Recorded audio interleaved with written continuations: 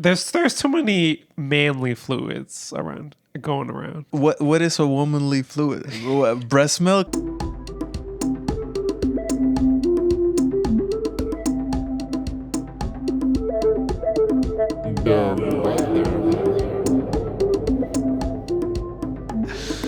You know, do you think I'm gayer than I was like since I came out? I think so. I mean, you've had more gay sex since you came out.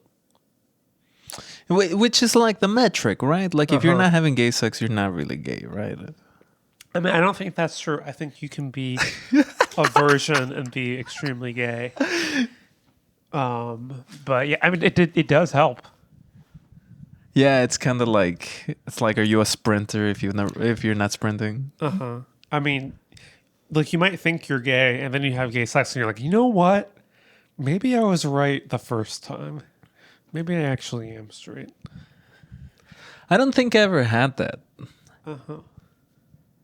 Like, I think I first was like, you know what? I could fall in love with a man. And then I blew the back walls off of a man, you know? You know what I mean? I definitely believe this. This story is less believable than the cold open of our X-Files episode. Oh, yeah. Less believable. I mean, the idea that the first time you ever thought about your sexuality, 5 seconds later you had sex. Yeah. You put an Andromeda in front of me. Let's see what happens. I mean, you might be in an Andromedon with these Wolverine sideburns here. Nice. Yeah. Do we really think that the real AP would go around looking like this? I don't think so. I think so. And that's why you're not him. But that's okay. You know, I'd rather podcast with who's in front of me than an idea of someone. So. But that's because you're lazy. You're like, as long as someone's in front of me, whatever. As long as you gently put the mic near me. Well, let's be real. The reason why you brought this up because you want to talk about all of the sex you've had in 2025, all the making out on dance floors. Wait, I mean, yeah, but also kind of, I don't know, maybe it would be nice to like learn from like, you know, someone that I'm kind of close to about how they see me, you know. Do you see me as a man? Yeah, because I've asked you like a million times if you're non-binary, and the answer is always, I know I'm a man. That's I'm right. more sure of this than anything else in the world. That's right, sister. You want to see the testosterone that I'm making? Look, we talked about semen in the X I almost said X-Men in the X-Files episode. You know, there's too many manly fluids going around. What is a womanly fluid? What, breast milk? Oh man, you know what they need to start selling mommy milk at the bar. I mean, look, the type of stuff they're putting in the milk cartons and pluribus. I don't even want to know what kind of stuff you're dreaming about. I kind of want to know, like, I literally want to start here. What's your cultural regret of 2025? Cultural regret, because we all remember what your cultural regret of 2024 was. It was not seeing Brat in concert. Yeah. It's hard to say. For a long time, it was not being able to see one battle after another in theaters. But I did end up seeing it on the TV, and it was still a good experience. Like on VOD. Yeah. I honestly, which is how PTA wanted you to see it. Like the amount and of Leo D. The amount of money to rent it and buy it was basically there was like $3 between them, but I still rented it, and I want to rewatch it, and I should have just bought it. But anyway, I don't want to give that much. We were talking about seamen. I'm a little bit of a sailor, or at least I'm on sailing the high winds. If you want me to.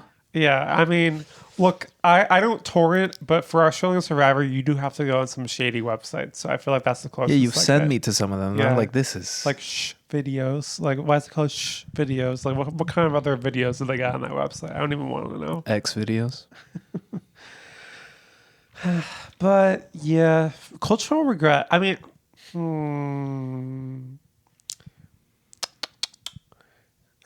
there's definitely I feel like a lot of other people have, cultural regrets to have either people in power, but someone without that kind of power, what kind of regrets do I have? It's hard to say because I don't really, I feel like I don't usually think in terms of regret. I don't think of like, oh, what did I miss? Because the thing is, if you miss something, you can catch up. That's kind of what the end of the year is for. Everyone releases their lists and then they're like, these are the best movies of the year. I haven't even heard of this movie, but hey, now I have something to watch. You're the anti-Frank Sinatra. You have no regrets.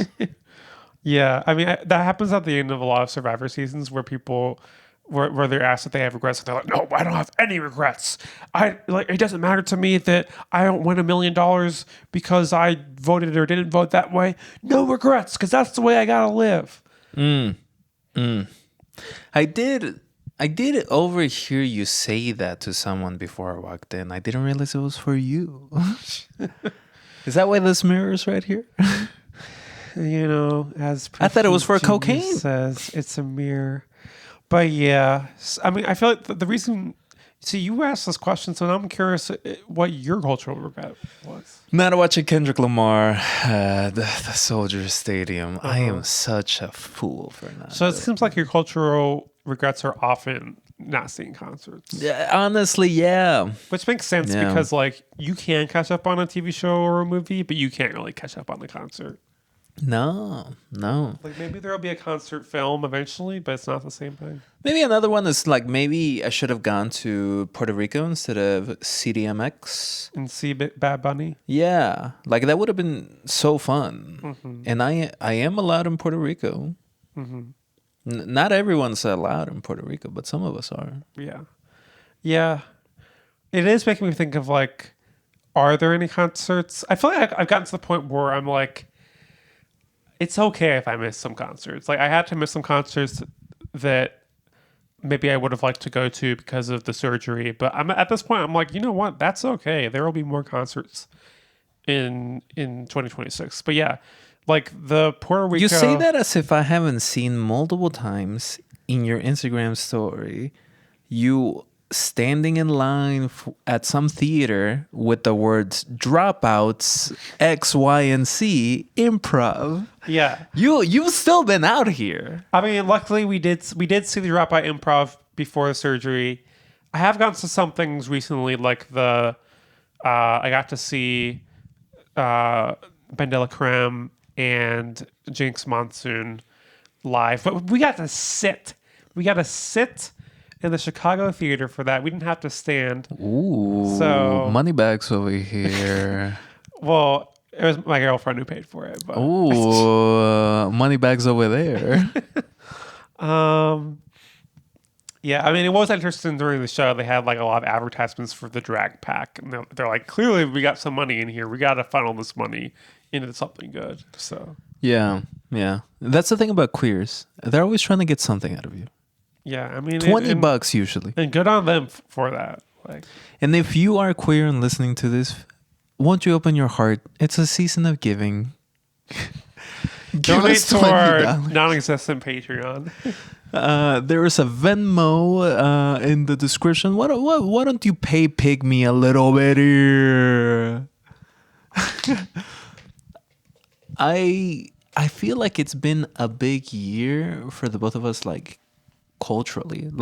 You've gone to way more things than I think I even know about it. Because I do know, you won't stop barking in my ear about Dropout, right? Mm-hmm. But I know that you've gone to other things, and I've gone to so many shows as well.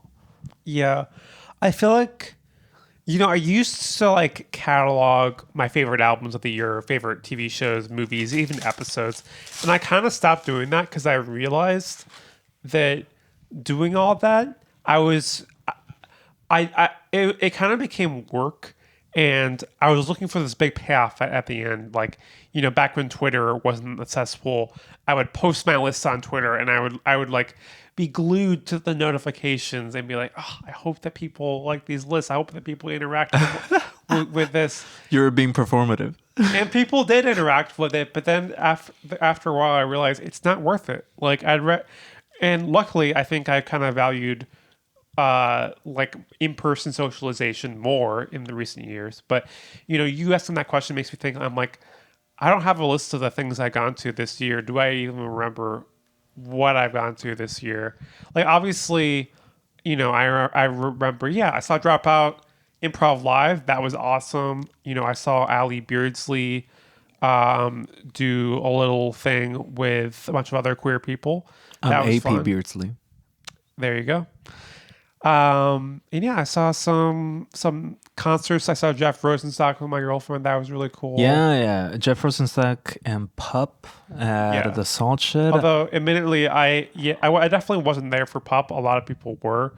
I kind of left. We kind of left after a few songs because, like, I'm sure that like there's an alternate version of me who got into Pup like early on and really got into their lyrics, but for me, I just listened to them and I'm like, okay, this is not bad. It's just not really for me. And you were standing up too. Oh, you mean the Jeff Rosenstock concert? Yeah. That was before the surgery. No, I mean, it's standing room only. Okay. Yeah. I've never been to the Salt Shed, which is like to my detriment. There's a South African singer that I like called Alice Phoebe Lou. And she was opening for someone. I think it was like Ethel Cain or like a similarly pre-cancellation Ethel Cain. And you know what? Like some canceled her. I would never cancel, and I'm an ally. Okay, so like, but like, I didn't get to go to that either. She was just opening too, and I would have. I don't give a fuck about it. Like, I didn't care about the like headliner. And also, like, I also missed seeing Trixie Mattel DJ, like, as an opener for somebody else, too, which I would have really wanted to go. So, like, I need to go to Salt Shed. I have not gone to Salt Shed, and I need to go. Yeah. It's interesting because... Modest Mouse was there, too, and I should have gone to go see Modest Mouse. Yeah, I like the Salt Shed. I think outside is better than inside. I do have a friend... who I'll tell you off mic who it is, who actually was like, you know what? Salt Shed a little bit overrated after that Jeff Rosenstock concert. So. Derek said that. Not Derek. All right, you can bleep us. Wow. I've never been, but I'm happy to prejudge the Salt Shed. I feel like this year I've spent so much time on my bicycle. Like, I have been all over the city on my bike. Yeah, and you've been not just all over the city. I mean, you went on a big journey on your bike. So yeah, and I didn't talk about this at all on when it happened, but I cycled the Grand Illinois Trail. I cycled from Chicago to the Quad Cities and back. I kind of made a big square on the northern part of Illinois. Yeah. And I loved it. It was so good.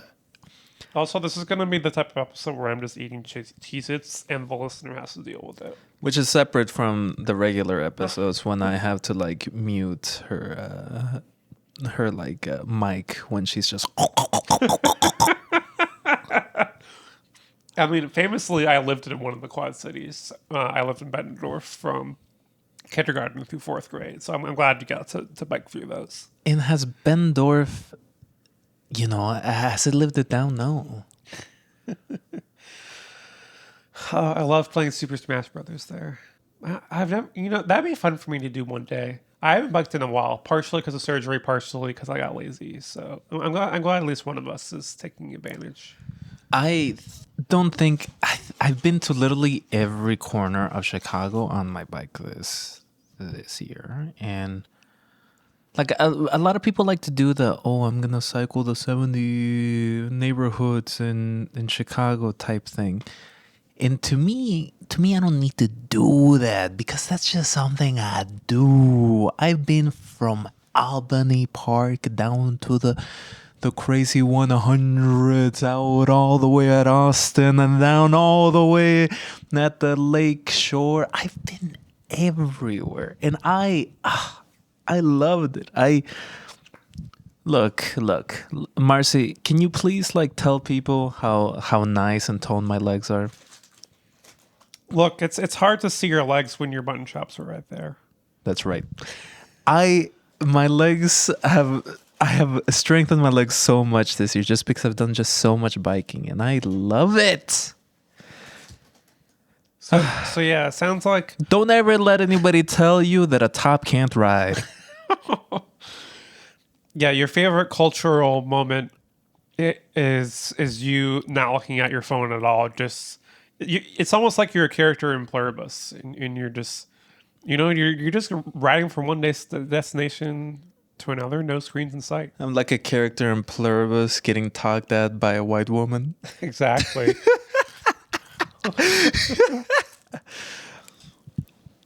I think I honestly like I've told you a little bit about this. Like I have this feeling of like, did I do a lot? Did I not do a lot? And of course, the wokey over here had to be like, maybe you shouldn't think in binaries.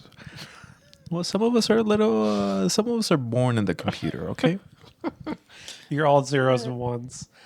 and I feel like thinking about the fact that I cycled 400 miles around Illinois.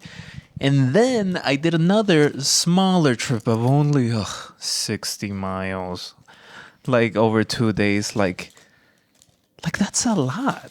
Mm-hmm. Like that's big. Yeah. And I think there's this like race that happens across Iowa called Rye. And it happens over like 8 days, 9 days. And I am thinking of doing it in 2026. Nice. Because the longest like journey they had in 2025 was 70 miles. And honestly, easy. 70 miles? I could do 70 miles right now. Yeah, that's exciting. I look forward to rooting you on. Hot dogs for AP. I'm going to be posting all around Instagram, getting you. I can even, depending on what it is, I can like tie it in with the Funathon and be like, if you donate $10 to my Funathon, all they donate $10 to AP's hot dog-a-thon. If you think abortion is so passe, if you're right wing, why don't you pump some money into this fundraiser where this good old boy gets to eat some hot dogs on a bicycle? Yeah, I mean, look, we're going to get those hot dogs funded no matter what. Like, you don't have to worry about it. No pickles, though. Well, see, are you going to be having a Chicago hot dog every time? No, I hate pickles. Yeah. Well, are you the type of person who's like, if you put ketchup on a hot dog, you got to be kicked out of Chicago? I just hate ketchup too. Whole entirely separated from the Chicago culture, right? I just think it's too vinegary. I think it kind of blows. So like, no, I'm not gonna side eye you if you put some ketchup on your hot dog. I'm gonna side eye you because you have ketchup in your hand. Good. I'm glad that that's the boundaries. I love how pedantic I am. It's like, yeah, everything converges in Chicago to being anti-ketchup. I just happen to come in from a different angle. Yeah, I mean, that's the thing is that you still caucus with the kicking people outside because, yeah, I mean, I'll admit it. The big bombshell on this episode is that I do eat hot dogs with ketchup on it. And everyone just has to deal with it. The divide you constantly put in between us. Yeah, I mean, but I like your stance more of like, you're just anti-ketchup altogether, so. But you know what I'm a freak for? What? Mustard. Mustard, yeah. I fucking love I used mustard. to hate mustard. Now I'm just like, it's okay. I'm not going to mind. I used to be anti-mustard, and I hated mayonnaise more than anything in the world. Whoa. No, mayonnaise is great. And it's like, I'm not, it was the type of thing where I remember putting some food in my mouth when I was a kid and just like pitching a fit because they accidentally gave my dad's food to me and he likes mayonnaise. Is it like a savor, like a flavor thing? or like a sensory thing? I think both. It's just like everything bad in one place. You're like, this is not the type of goop I like. I But, like other goop. but yeah, I think I just got used to the goop when I was an adult. And I'm like, you know what? It's not that bad. You had exposure therapy for goop. Yeah, exactly. Is that why Gwyneth Paltrow's on your wall? No, she's on my wall because I'm a big fan of Steven Soderbergh's movie about pandemics, and she stars in it. Yeah, Contagion. Yep, and she dies. A lot of people love that about that movie. They're just like, yeah. Also, I feel like, okay, this is probably going to be our most ADHD episode ever. And we're both on Vyvanse, unprescribed. Like, I listened to chaotic episodes, and they're like, oh, we have to go back because we got too far off track. But there is no track for this episode. So we can just go wherever. And guess what? News to you, I did take an edible. Oh! I took it like right before the Hope casts of the last episode. Yo. But it probably didn't. It didn't. You're on performance enhancing drugs right now? But yeah, it probably didn't hit until pretty recently. But I think it's definitely hit. I think I don't want to live in like cultural regret for very long, right? Because I feel like I was looking back at some of my like music and movies that I've like enjoyed from a long time ago, and I did happen to like start my like teenage years thinking that like the coolest thing you could be is a hipster. Mm-hmm.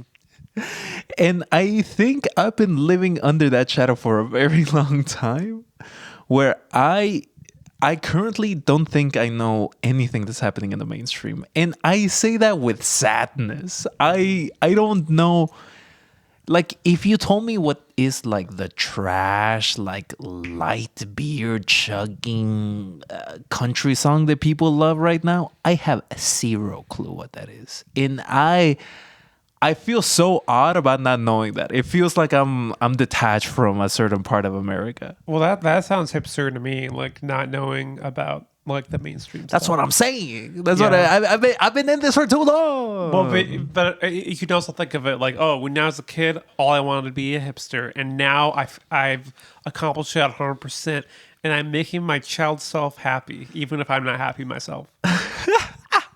You would be terrible on Pluribus because you're like clearly such a natural optimist.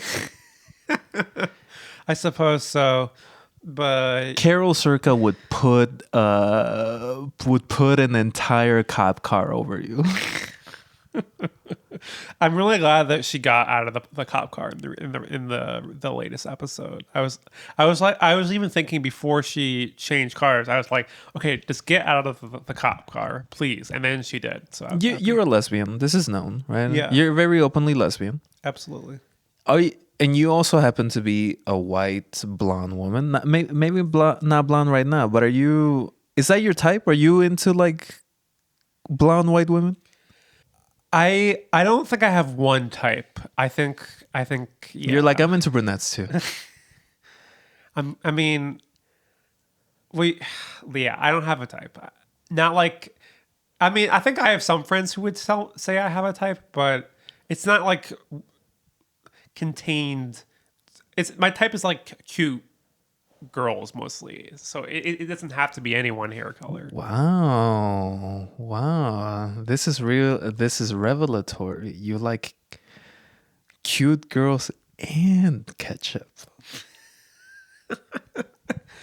But so hipsters, I remember you, because basically when I was younger, I feel like, I was into AV Club, I was into Pitchfork, but at the same time, there's a negative connotation to the word hipster. 100%. So I was like, well, obviously I don't want to be a hipster. And there, like, for instance, when I went to Pitchfork, there are people who were dressed much more hipster-ish than I was. I mean, I feel like the stereotypical like Logan Square white man is, that felt like there, a lot of guys with beards and flannels and stuff like that. I'm some of that. Yeah. I may or may not be a bearded man. Yeah, I mean you're kind of non-binary for that right now. A mutton chop is non-binary. It's non-binary coded. Yeah, because you're not full and you're not empty. Can you imagine if I had glasses on? I would be so hipster right now. Imagine if I was walking around with like a pocket watch. Uh-huh. I would need to be assaulted, honestly. I mean, yeah. Where's your orange watch? Yeah. No, you want to tell the people what I'm wearing right now? It says 872. It's the NLG phone number. Yeah, the National Lawyers Guild, and then the phone number for them, which donate to them. Nice. I've met a lot of them this year, and they are doing great work. Absolutely. I don't think I have a type either. Like, I'm not saying that because I'm not willing to like be horny on mic. I say that because I just really like. It feels so like I've been so deeply attracted to individuals, like not a specific like category, class, or like image of a person. The closest I could get to is saying I like a tall woman and a short man, and that is so like nondescript. Mm-hmm. Yeah, I mean, I feel like it is interesting that I feel like short kings are in with like queer people who are attracted to men. Given like, I remember, I mean, it's still to this day, I think a lot of straight women in their Tinder bios are like, you have to be at least 5'11". So. And if you're a straight woman listening to this, guess what I am? I mean, I did say the height that I am, so yeah, it makes sense. But yeah, look, I mean, tall women, yeah, they're watching tall women step on people. That does it for a lot of people. So does that do it for you? I wouldn't say like that. That was so specific that I gotta raise an eyebrow. It's specific because it's something documented by the internet very well. Like I remember one of those Resident Evil type games. You could play as a tall woman and step on people, and it was like a meme for a while. You're talking about Lady Dimitrescu. Probably, yeah. I mean, I don't know. I think I've spent a lot of time this year being real horned up. Not in a like very special way, honestly. I think a lot of people are way hornier than me. But I did spend a lot of time this year making out with people on dance floors. That's what I've heard. And like, not just in one city, not just in two cities, not just in one country. Not just in one continent. And like, this is a little new to me. I've never really been this way per se. It's not that I've been against it before, I mean, but I have like I've been wondering like how much gayer I am than I was last year, and after this year I don't have an answer to that. So you're saying that kissing more gay people doesn't make you feel gayer than you were where you were a year ago? I just think this is like real, like just. Actually, I don't know. Part of me thinks there's. Maybe I'm wrong, but when I think of like kissing people on a dance floor, like hooking up on a dance floor, like I think that's more of a party goer thing, like a real like social person type thing. I don't think it like is a gay thing. In that the people I was like, in like tongue combat with, were they mostly like femme presenting? Yeah, that's kind of a self goal. Oh, from what you're saying, part of the reason why you don't know whether you feel more gay is because a lot of the people you've been making out with on the dance floor are femme. So do you think that Femme presenting. Femme obligate.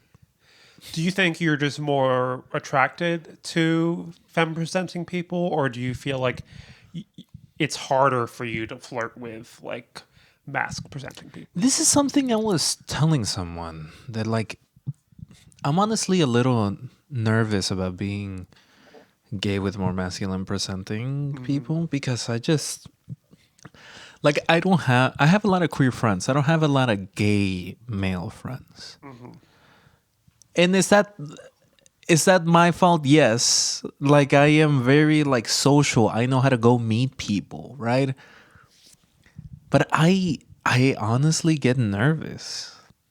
It's not like if I'm like nervous because I think they won't like accept me. It's more like the nervousness where I'm like I just have I have so much less experience like chatting up a masculine presenting queer, and I don't really like I have ran into this a couple of times this year where I don't really know what to do. I look at a gay man and I'm just like, what are you? Like how am I supposed to interact with you?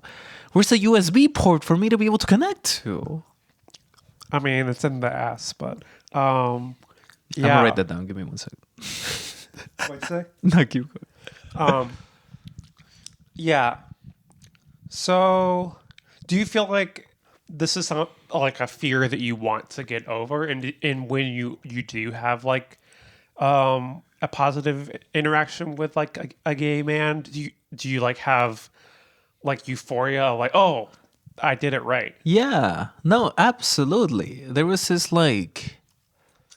felon CDMX that I spent 2 days with, and I really enjoyed my time with this guy. Like we were making out both on the dance floor and outside the dance floor.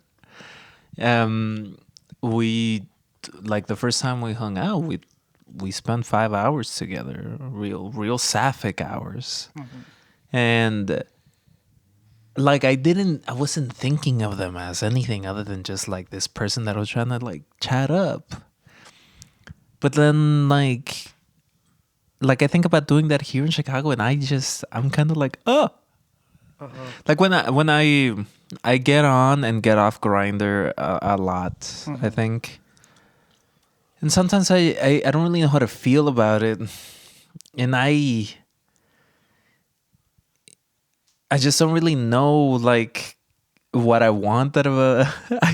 I'm just so nervous. I don't even know how to describe it. I feel like an adolescent, not able to communicate my little emotions. So, why do you think it's easier with femme presenting people? Do you think it's because you don't have internalized homophobia about that, or do I you have think... externalized homophobia. Yeah. Yeah. There's things to hate gay people about, but only if you're gay. That's the only time you're allowed to be homophobic. I think it is that, right? I also have way more experience just, like going at bats, trying to like get at like women or femme presenting people. I think I just have way more experience with that. And I think, and I never really like, I have gay friends. I have male gay friends, right? But like not as many as I think I should have. And like there's no exact point to this other than me just being like, this is something that I think entering the next year with on my mind. Which is interesting because I feel like at the same time you've told me that like you're not really pursuing romance in 2026. Yeah, but like I'm friends with women too that I'm not trying to like get at, like I'm so a you want to feminist. have more friendships with gay men in Yeah. 2026. Yeah. I mean, yeah. And do you feel like that this is so if you do this in 2026, maybe in a distant year you will feel ready to romance and you'll be like, oh, I have enough experience now being friends with gay men that it's easier to flirt with them, and then you can find someone who loves you, and then boom. Yeah, in a distant year. The year is 2036. AP has eradicated his internalized and externalized homophobia. He's kissing a man on a dance floor right now. Yeah, absolutely. I mean, how do you feel about that? Like when you were, I guess you've only ever been attracted to like women, right? Yeah, that's like the fun thing about it is that I just went from thinking I was a straight man to knowing that I'm a lesbian trans woman. So for me, I don't really have that problem. I feel like the analog would be a bisexual woman who mostly dates men. Oh, never heard of that before. If you're a bisexual woman, say hi to your boyfriend for me. Yeah, they talk a lot about this concept on the podcast We're Having Gay Sex, which I've been listening to lately to. I jumped from one gay Gavin podcast to another, from Gayotic with Katie Gavin to We're Having Gay Sex with Ashley Gavin. Nice. So Married too. Full relation. yeah. Yeah, this is something where I think you have to be careful because, like,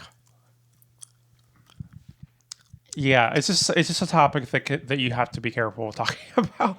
But yeah, I don't About being a tender queer. know. About just about About men. I get just it. about the fact that a lot of bisexual women date men. We can save some of this for the Patreon episode, but I think kind of getting back to the more specific with you, yeah, it's interesting because like this makes sense. You know, gay shame is something that we at being the queers talk about a lot. And I used to be in the inverse of that. I used to shame gays. Just like throwing rocks at people passing by in Boys Town. And you grow up in Westboro. That's kind of what you have to do. You're not alone in this. You're not alone in feeling, you know, shame about how you interact with the same gender versus how you interact with not the same, with the opposite gender. And it's like, by no means is it a feeling of like, oh, is someone attracted to me or not, right? That's Scissor, that ain't never in question. Yeah, you know, I've never seen you on the dance floor trying to get a gay man wearing angel wings to look at you just for 1 second. Wait, I've done that? I don't know. I don't know if In you're like New York, shading yeah. me right now. That's so funny. I don't know how to remember that at all. Well, I mean, I go after the angelic types. What can I say? But yeah, so it's not just about getting or not getting attention. It's more. It is like I watched so many Luca Guadagnino movies. So for the latest one, and like my little dalliance out on CDMX was nice. It was nice.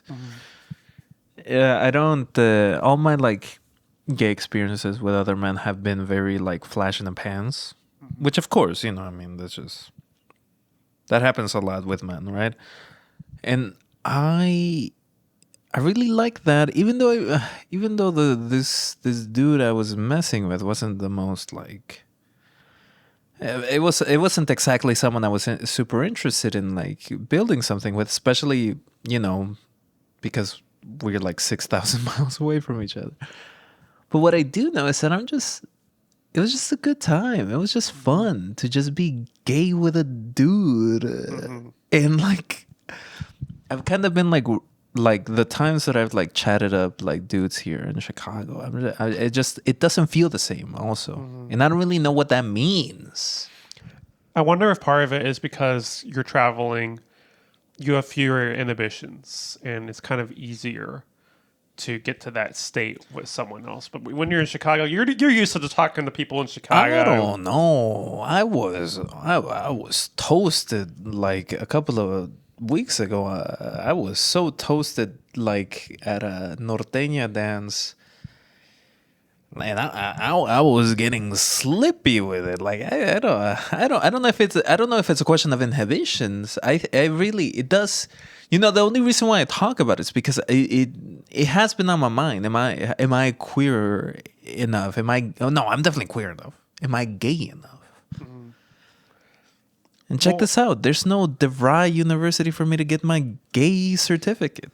How much of it is that it's easier to have like a 5-hour adventure with someone like when you're traveling compared to it's like, oh, you dance, you're slippy in Chicago, and then you go home and you go to bed. Yeah, I want to agree with you. It was more like 12 hours with the fella. And I don't know. I don't know. I don't know.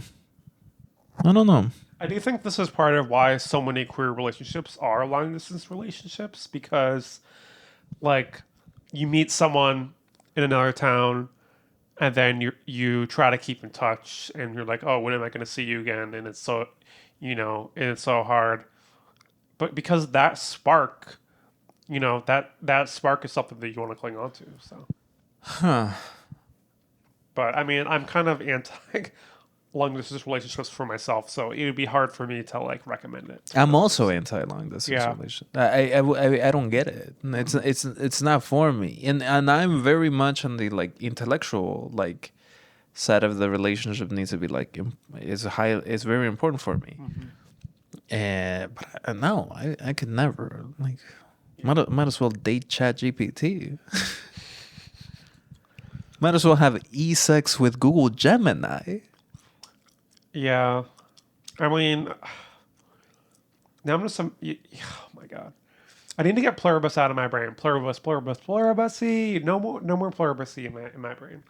But yeah, I think I like your plan of focusing more on friendships with gay men in 2026, and then a year from now you'll be a completely different person, and future Marcy can talk to future you about what the next step is. Fuck future AP and Marcy. We're talking past AP and Marcy. Oh. I couldn't imagine what I'll be like next December, honestly. This is also the first year I ever had a mullet. And like honestly, I love this mullet. I think like right now it's a little too long on the back, but honestly, like I kind of fuck with a mullet. We need to like. I'm gonna clip that and I'm gonna show it to your future husband 5 years from now, and he'll be like, he had to go through that mullet phase to get to where he is now. You'll be giving like a testimony at my Antifa trial. You'll be like, I knew AP before the mullet. I mean, yeah, it is kind of giving Joaquin Phoenix. Puerto Rican Joaquin Phoenix? Boricua Joaquin Phoenix? Was it? Yeah, I felt like was it an Inherent Vice where he had the mutton chops? I saw the first couple of minutes of Inherent Vice and stopped. Yeah, I mean, I like that movie. I caucus with the pro Inherent Vice crowd, but definitely one battle after another is like by far PTA's. It was an incredible movie. Best adaptation of that guy. So yeah, I think I'm putting it third on my movies of the year. What are your 1 and 2? Sinners is my number one. My second one, I think I'm gonna actually go ahead and put the Demon Slayer movie on there. Okay. I just really liked it. Was it? Can you also stop fucking chewing gum? Like, it's alright if you wanted to chew some gum, but like, it's also in my ears, you know? So is the Demon Slayer just an adaptation of an arc, kind of the same way that the Chainsaw Man movie? Okay, because I'm kind of not a fan of this trend. Like, I like being able to watch anime in theaters, but you can't just take an arc and say it's a movie. And like, part of this is because I thought the Chainsaw Man movie was like fun, but like, I don't think it was great, and I think people just give like the fact that that last time I checked it has a 4.5 out of 5 average on Letterboxd. I'm like, no, it's not a masterpiece. You all are just young. It's not peak. Stop calling everything peak. Some things are peak. Yes, there. The like the Jujutsu Kaisen season 2. Both of those arcs. Yes, you correctly identify those as peak, but it doesn't mean that everything is peak. Crunchyroll commenters. You didn't think it was four-star What, territory? the Chainsaw Moon? Yeah, Game? you thought it was 3 too. Yeah, I mean, yeah, closer to 3. I think it's a fun movie, but I just think that the emotions in the third act they don't work. Like the whole idea that he's the one who caught her that spider web. It wasn't her catching him. It was him catching her. No, that is stupid. I think it's like because it's an adaptation of an arc and it's not like, oh, this was meant to be a movie. It like there's a really long fight sequence. And it's like, yes, this is a lot of fun to watch, but this does not make an emotionally affecting movie just because at the end of the movie, oh, she dies and it's actually sad. No, she was blowing everything up. I don't feel sad for her. Yeah, you want her to like blow up. You're like, enough blowing other people up, blow yourself up. Heterosexual. But I'm glad that an anime did delight you on the big screen in 2025. And Demon Slayer is like a show that I feel like eventually I'll catch up on. I've seen the first few episodes and they seem fine to me.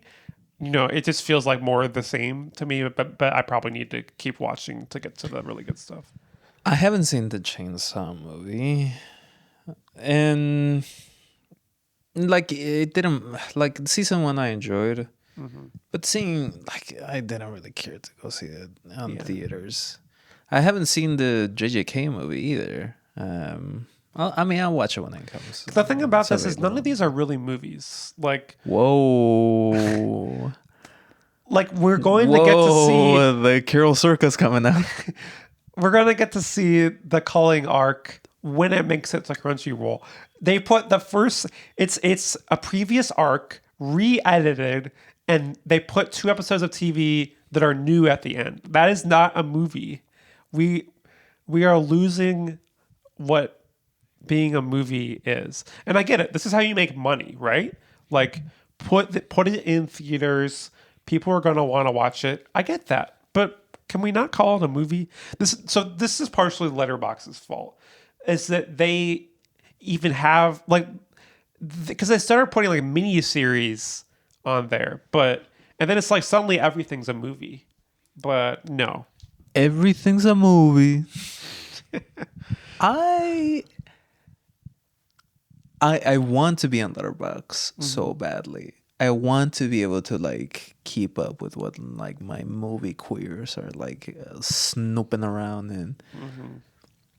But the UI in that app is so atrocious. I think because I've been using it basically since it was created, I don't really notice. I'm like, yep, I'm used to pressing the I, pressing the hearts, pressing the amount of stars I want to do and clicking save. That's all I need to do.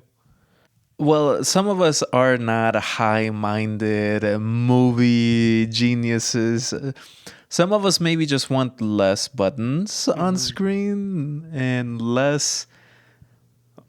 It's such a like strange thing to like navigate. I don't understand it.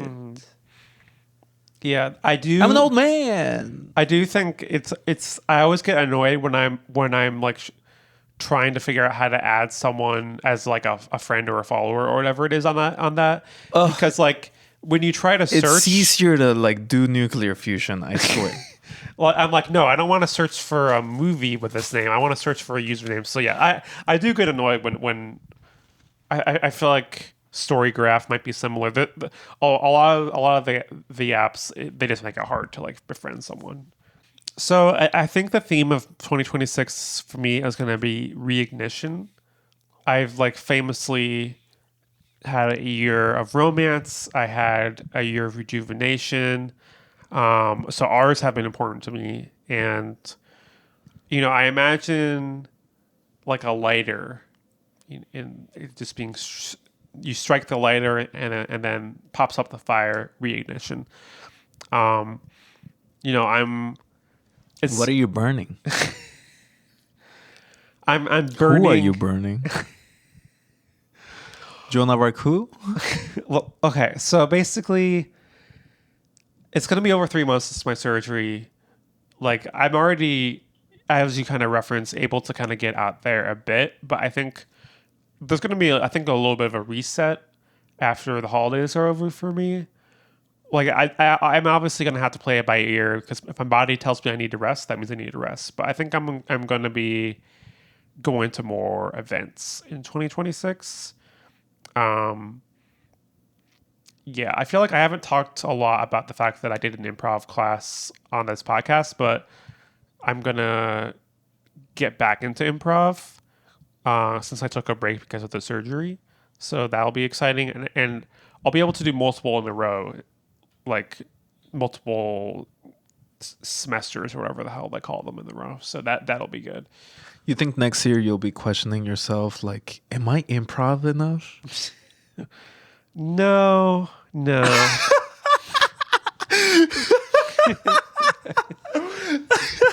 That's no. Luckily, queer is something that you aspire to be. Improv is more like, yep, You're born. I want to eventually be on Dropout. That may take many years. So you're not going to be cool immediately, and that's okay. As with the trans thing, sometimes you got to be patient. And besides, like the improv pride flag is so quiche. Yeah, just like imagining that. That's the thing about. This is why I don't really like talking about improv because they're inherently cringe. That's why you're spending hundreds of dollars taking the class. But yeah, I mean the great thing about it is that you put so many hours into it, and then your friends see 10 minutes of it, and as long as there's some laughs in those 10 minutes, that's all that matters. So, and there was, and in the showcase for the 101 class. So just gotta get a few laughs per year. I don't think improv is like cringe per se. Mm-hmm. I think all theater is so discomforting to like the non-performance audience, because you immediately there's such few points of abstraction when you're sitting in a small room with a stage, and you could see someone very intimately and be like, I'm right here and they're right there, and I mean, like, what are they doing? Yeah, meanwhile, Nomi is waking up, and she's ready for some theater herself. This is a problem when I get high for an episode. I just put the microphone in front of Nomi and see what happens. She's so high right now. This cat is putting her whole anus on in front of Marcy's face. And this cat also is. I've been noticing that this cat is way more comfortable around me. I was like petting her before we started recording, and I was just like, oh, this cat actually likes me. Yeah, she's been spending more time with humans. Both you and my girlfriend and my sister when she was here. So I think she's getting more used to people who aren't me. So is your year of Reignition all improv then? No. I'm gonna reignite my passion for improv. Do you want me to give you a word? Do you want me to give you a place? See, the thing is that The St. Paul Basilica. improv is the one that I paid for recently, so that's why it's top of mind. But yeah, I'll be doing more political organizing. I think I'll just be doing more socializing. So, because I think that's one of the other things is that I remember a lot of people talking about their social skills or humanity at large's social skills atrophying over the pandemic. And these last 3 months, it's not the same thing as a pandemic, but I have been spending more time alone, more time inside. So I think that 2026, it's gonna take a few flicks of the lighter. It's not it's not like, oh, January 1st, 2026, immediately I am the most social version of myself ever. But that's why for me, New Year's resolutions aren't really a thing where it's like, I can fail in the first month. Because that's what stops a lot of people is that they're like, oh, I'm going to go to this. I'm going to work out every day for the rest of the year. And then they fail in the first week and then they don't try for the rest of the year. For me, it's like, I want the year as a whole to be reigniting. So it'll be a theme and it doesn't have to be something that, I'm going to be stressing a ton about, but it'll happen. I really do hope to see your new graduation for your improv class because I have zero clue how that stuff works. I also hope that your improvisational friends are well, I don't even know. Do you have improv friends? Is that a thing? No, I mean, I don't have well, I mean, Lexi, she did improv too. So I have a friend who does improv. Okay. But Lexi and I have never gone to an improv show together, but we will in 2026. Is that true? I'm declaring it right now. Boy, yo. We need more trans representation in improv. Mm-hmm. For too long, it's been predominantly, I guess, you and Lexi are white. So I guess it's still maybe predominantly white, but less cisgender. Yeah, they do have more people of color than a lot of the other improv shows that I've seen. Because that was one of the things I was looking for when I was looking for places to learn improv is it's not just all white men. But yeah, I think in March, let's just say that there's going to be a lot of creative stuff flowing around. I feel like I'm just going to say I'm going to perform in 3 different capacities in March, and that's going to be fun. Yeah, mark your calendars, people. I've been hearing Marcy's oboe playing, and it is... I'm very supportive. Let's just say I'm very supportive. Yeah, oboe. Yeah, since my girlfriend actually does play the oboe, Is that true? Yeah. She looks it. She brought the house down at the talent show earlier this year when she played the oboe. So that hey, yo. Yeah. I didn't know. Yeah. This girl is so sleepy. Oh my. Can someone get this woman a Red Bull?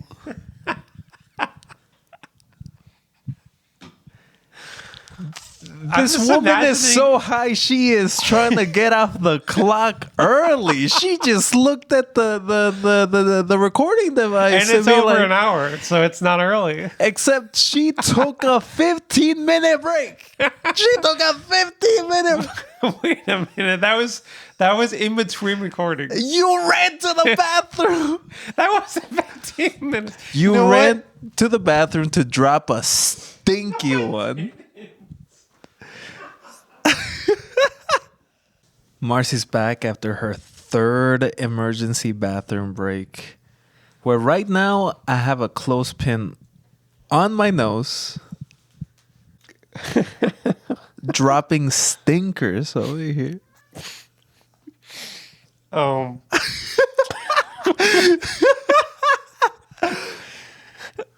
the thing is, 2025 was a stinker, so I kind of get it.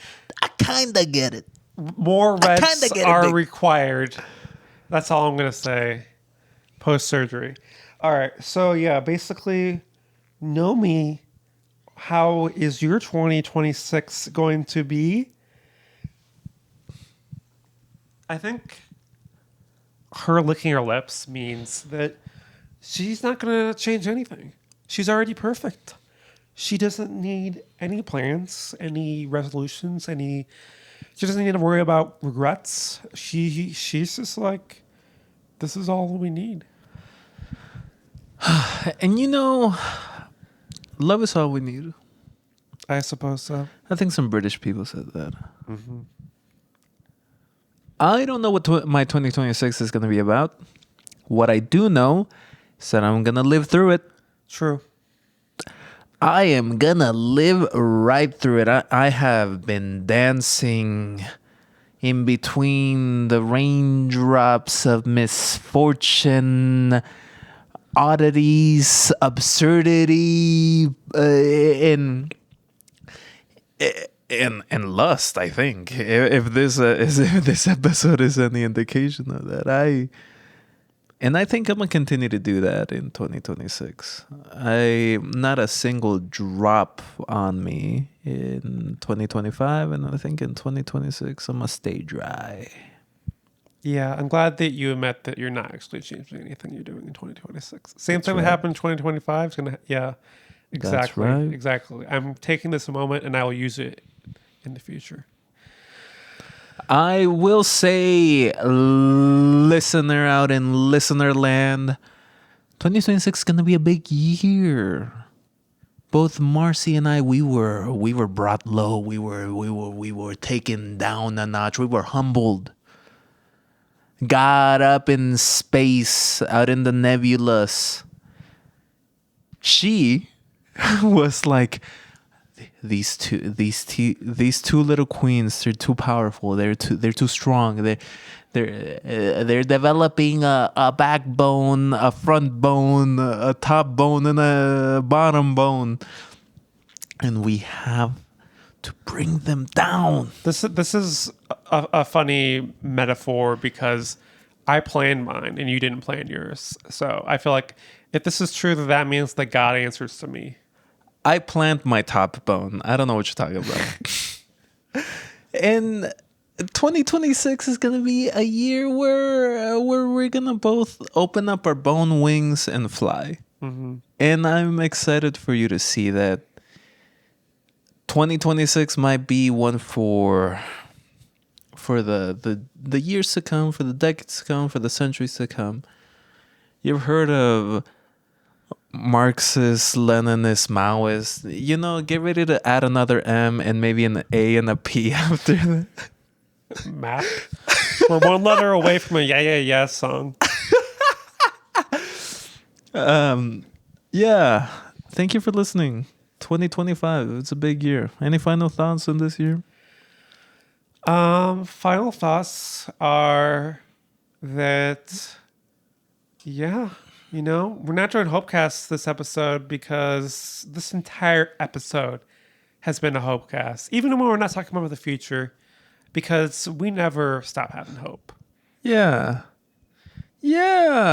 Still, fuck this year. Mm-hmm. So much travesty, so much horror, so much pain. I spit in the year 2025 and the head perverts up in this that are leading the society and the managed decline of the American state. But soon enough, we're gonna enjoy a different set of suns. I am not high. I don't know what the fuck's happening with me. So, are you talking about Jesus? We're gonna celebrate Jesus. It's the reason for the season, sister. We're gonna pray the rosary after this. Mm-hmm. Yeah, thank you for listening, y'all. You know where to find us in your heart. Yeah, I mean, talk to your doctor about that. Yeah, your heart is the O. You hold a D to the left and you weather to the right. That spells dove weather. That's right. 2026. Let's fucking go. Yeah. Bye. Bye.